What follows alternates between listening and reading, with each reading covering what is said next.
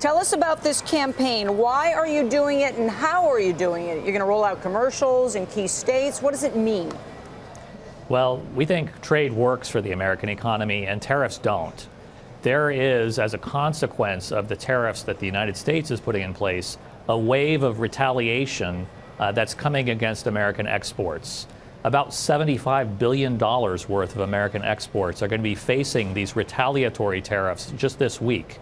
Canada acted on Sunday. On the 5th and 6th, we'll see Mexico and China respond.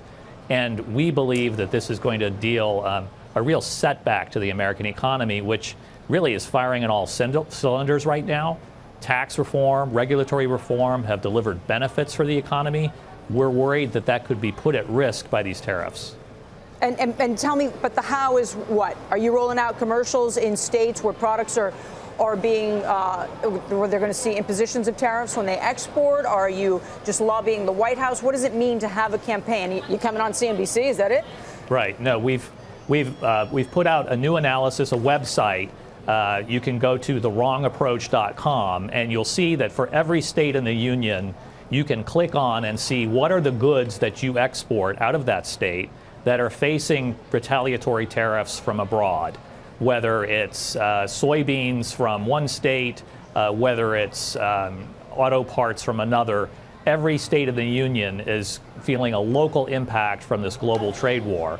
And we're working with our federation of 2,000 state and local chambers of commerce and reaching out to the Congress to drive home those very real impacts for consumers who will pay much more. They could pay thousands of dollars more for a new car, and to show the real costs of these actions.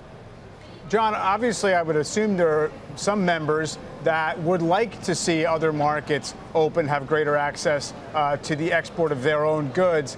Is there another way that you think this all should be approached? I mean, just the idea that there might be retaliatory tariffs on certain products may or may not be reason enough not to pursue these policies.